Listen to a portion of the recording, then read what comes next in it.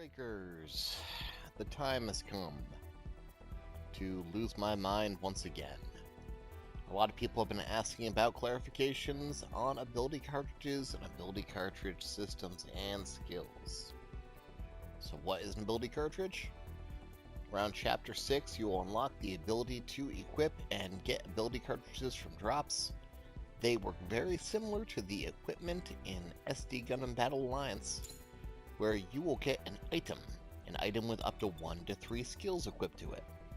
These skills can be one of dozens of different styles and have either positive or negative percentages or values. They might also just unlock functions or features, or make things worse for you in the end. But you will get thousands of these in casual play, and trying to parse out what's good and what's not is pretty dang rough. So, in order to not lose my mind, I have listed every single one of these. I've went through hundreds of these to make sure I had them all. I have alphabetically sorted them, and I have then collated them in different categories. So I can just go over quickly and try to clarify what some of these do. Woof. So, these can all, like I said, have either positive or negative values, which could be good or bad depending on what you're going for on builds. Sometimes a negative, most of the time, a negative is almost entirely negative, and not something you strive for, but there are some cases that might be advantageous. Starting with what I consider to be offensive traits. The attack powers. Attack power at low health. That is a flat percentage boost to your attack power when you're at what the game considers your low health, critical health threshold. As we have talked about in the passive skill videos, there are traits that can boost your critical health values from the default to a higher amount. They're also stackable, so you can very well throw 2, 3, 4 of those on at a time and get your critical health value all the way up to, half HP, 60% HP, 70% HP. So these traits, such as attack power at low health, will kick in more consistently. If you're worried about ways to hurt yourself, so you don't have to worry about enemies triggering it, there are skills like Saturn Engine on Zudaback that can deal intentional damage to yourself, setting up this kind of strategy. That said, attack power at low health does not raise up terribly quickly. Attack power, cancel combo, and cancel EX. These are, probably bar none, the most useful skills that you can have on these capsules for offense. So what a cancel combo is anything. If you just check out, for example, my head Vulcan's doing 19. Anything that you cancel from another action counts as a cancel combo. One swing and then the Vulcans has some boosted damage. My railgun does 9830. One swing in the railgun would be a cancel combo to boost the damage. Now you can cancel combo from EX to EX, from option to option. There's nothing stopping you from just chaining them together, with rare exceptions, seemingly grabs trying to cancel out of Z, G, Kazai, Cool Ranch, Dorito, Leg, Funnel Missile EX. Couple things in the game don't keep the Chancel Cane. Yeah, Chancel Cane. That's a good one. Cancel chain going.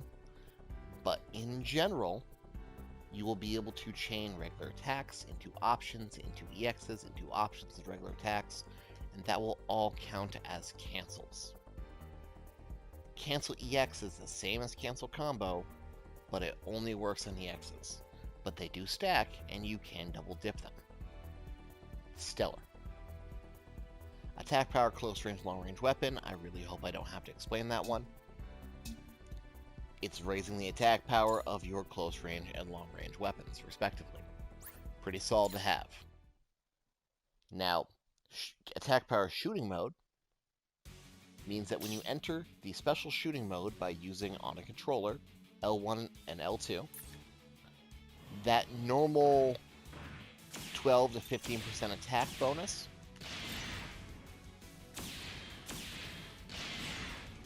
will be boosted by a further amount. Shooting mode's a little goofy. There are advantages to it, there are disadvantages to it. You don't have a regular lock-on. You can't use melee skills. There's a lot of functions you can't perform, like dodges. But you get boosted damage, you can third-person shoot. From what I hear, I am not currently a PC player, but aiming mode is actually a hell of a lot better on PC than it is on console. Now, concentrated fire, long-range weapon. I've gotten plenty of questions about this one, and this one makes me angry. What they mean by concentrated fire is your range fire concentration. That's right, shot spread. You can put on a couple of these that decrease by a negative amount, and you can watch your shot spread of any given weapon just bloom out like wild. Or, take a shotgun for example, put on a bunch of positive values, and watch it tighten in. Whether that's really good or not is up to debate. I'm not sure if it's necessarily worth the slots, but concentrated fire long-range weapon is absolutely shot spread. Explosion area, left long range, right long range weapon. This is mostly for bazookas.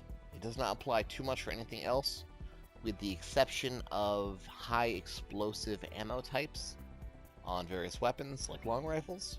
Though those explosion radiuses are so small that boosting them with this trait is almost nothing. This is mostly going to be for bazookas, and all you're doing is increasing the area of splash, though it's not by a significant amount. Homing long range weapon. Exactly what it sounds like. You might notice sometimes when an enemy is jumping away at an odd angle, your shots may curve a little bit and try to catch them. This makes that stronger. By a significant amount? No way. Long range gauge cost, long range gauge capacity, long range gauge recovery. Exactly what it sounds like. Your shots will cost less of your ammo gauge goes up, and it recovers faster. If you are running a shot build that uses primary weapons as its bread and butter, these are essential. Projectile speed long range weapon, exactly what it sounds like. Your guns go pew pew faster. They don't fire faster, but their projectiles travel faster. Interesting note, some solid projectiles like bazooka rounds, most notably apparent on the missile launcher weapon from Ground Gundam, if you reduce the projectile speed too much, you actually get a greatly reduced range, because these are supposed to travel a certain distance for their max range, and if you slow down their travel speed, they will reach that maximum travel before they even reach their max distance. Kind of a weird side effect. And then reaction speed performance is the last one under offense. This just straight up raises your reaction speed. And as we know, reaction speed is awesome because it increases the speed of your animations, including your attacks. You can also use negative values of reaction speed to tune down or lower your reaction to a smaller level while you're using higher level parts in order to get the most out of beam blasts. I have a whole other video on that explaining why that's important. But TLDR, if a beam blast is blasting too fast, you get a hell of a lot less damage out of it. Moving on to defense/movement. Hate. People have been asking about hate. It's hate up. What does that mean? Simply put, hate is aggro. Hate is the amount of attention enemies are giving to you as opposed to teammates. If it's a positive hate up value with the blue number, that means you're getting more attention from enemies. If it's a negative red percent number on hate up, that's actually a hate down. You are getting less attention from enemies. And you also, like you'd be using a stealth skill like Mirage Colloid or Hyper Jammer. Not quite to that extreme, but you could get there with enough negatives. Lets you kind of stay in the outskirt of the action if you want to play more of a support role. Or want to, like, shoot machinima or something. HP capacity. Exactly what it sounds like. If your current HP is a certain number, HP capacity gives you that much more. This brings my HP to 686,000, giving me a fat 200% bonus. Remove it gets me back down to 216,000 flat.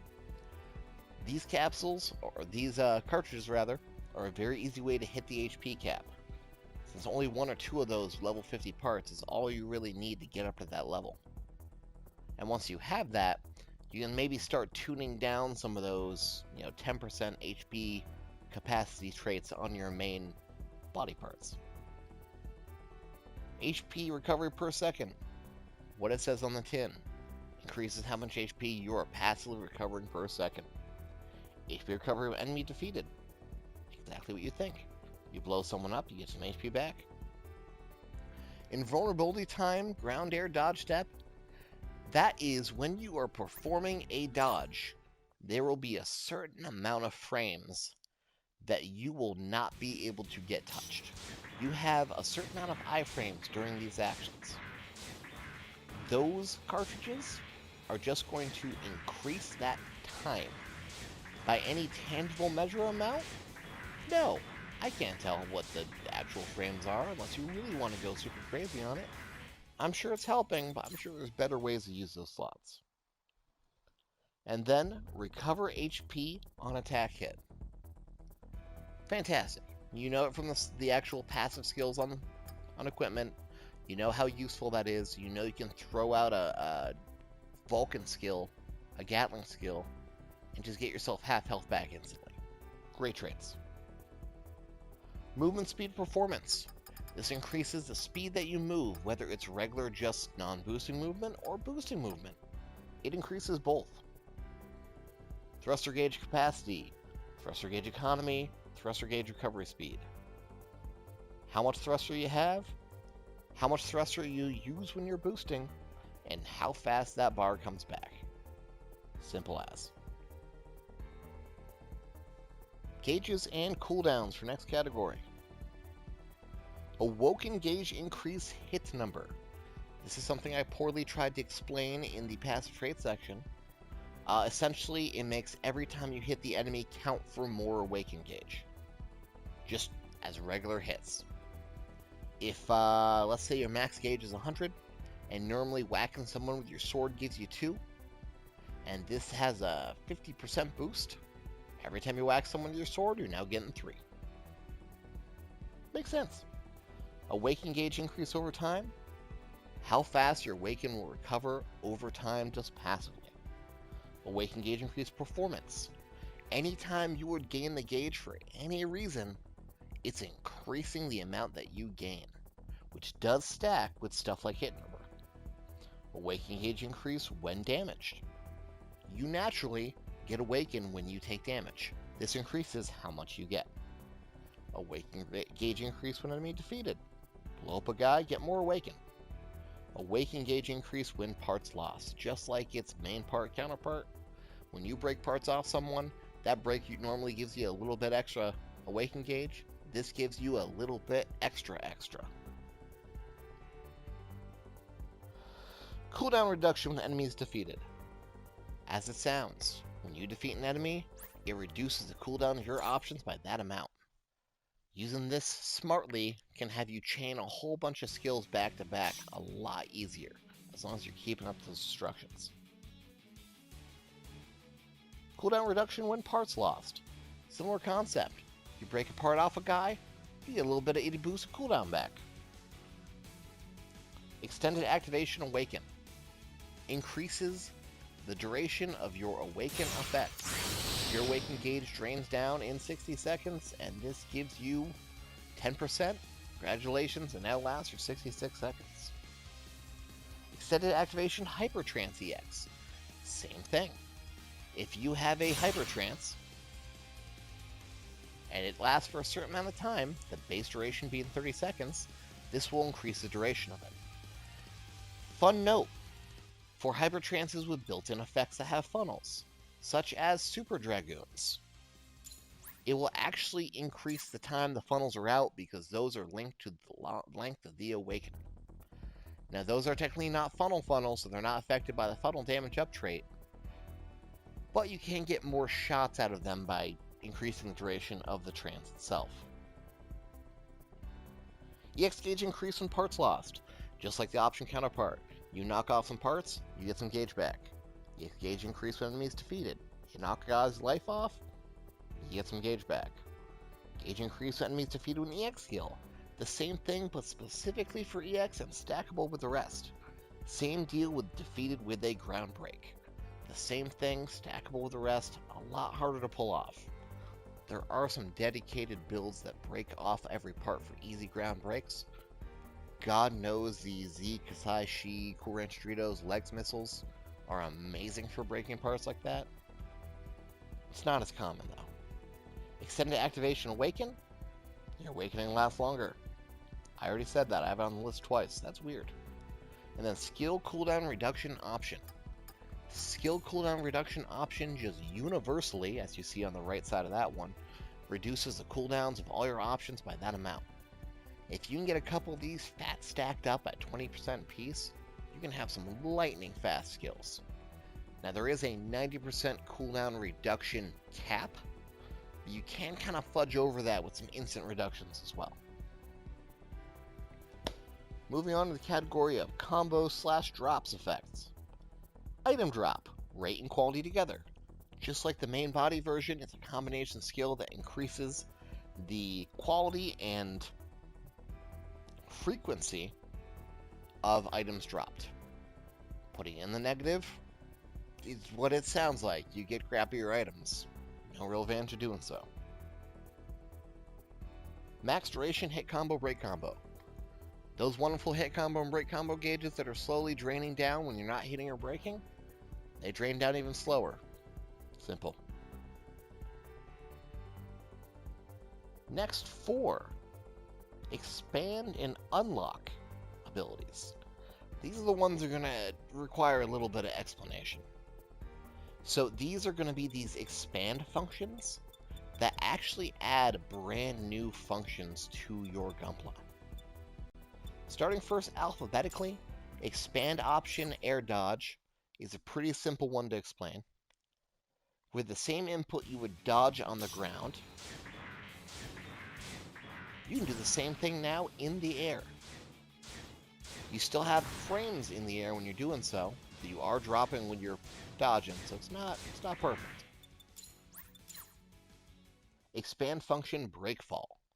So you know when you get your shit rocked and you are falling down and you can hit that X button on the controller to kind of ukemi back up and catch yourself and break your fall. You do in fact have iframes when that happens. Expand function break fall is going to expand the window of those iframes so that you have more of a safety net when you're trying to get back up, so you're not just constantly chain juggled to death by a bunch of bazookas. I know that brings back some bad New Gundam Breaker flashbacks, but it still happens here too. Next, expand function ground dodge is the same as... oh no, I did unlock first. Okay, so expand function air dodge and ground dodge are a bundle that goes together usually. They are separate skills. But when you do that air dodge or that ground dodge, it's going to increase the iframe window during that animation. It does stack with the other ones. It's a different way they go about it. Expand function shooting mode. This one is a goofy one. So normally in shooting mode, you get that focused in view, third person controls, look around, all your shots do somewhere between 13 and 15% more damage, can't use melee attacks, some skills are limited. What expanding the shooting mode does is increase that passive bonus to power to up to about 25%, a pretty hefty boost. But on the downside, you now cannot move. When you enter shooting mode, when you have the expand function shooting mode cartridge on, you are stuck in place till you disable shooting mode. Now, certain builds can really benefit from that. If you're going full on for Beam Blast, full on for Jirobi, you might want to just sit there in place, get that max damage bonus, and let it rip, and then exit the mode when you want to move again. Expand function, Wake Up. Similar to Breakfall, when you get knocked on your bum and you get back up again, there is a small window of invulnerability frame where you cannot be touched. This expands that window of vulnerability frame to give you a little extra protection. Unlock function, Auto Guard. This one's a favorite of mine. So you know how guarding works. You hit that circle button on controller, you pull up your shield or your arm, you reduce damage from attacks. Auto Guard, at any point that you would be able to block normally, so if you're not in the middle of any other animation that will stop you from blocking, you just block automatically. That can be great in some situations. It works just like it does in SDGBA, and I know people loved it there. And while it seems like kind of a crutch and a safety net, it can save your butt in a ton of situations where you're not fully sure if you're going to be able to dodge the attack, and you don't quite manage to dodge it, but the auto guard kicks in and just reduces the damage by that much. I kind of like it. Unlock function, Evade Instant Death when critical. When you're at that critical health level that we talked about previously that can be affected by that main body skill that changes your threshold of critical health, if you were to be completely wiped in one hit, then it actually, or even not even one hit, as long as you're in that critical health threshold, it actually leaves you at 1 HP. Gives you a chance to possibly recover, possibly get out of there. Unlock function, Flinch Guard when critical. Similar to the instant death, when you're at that critical health level, you no longer flinch, or you're incredibly resilient to flinching from enemy attacks.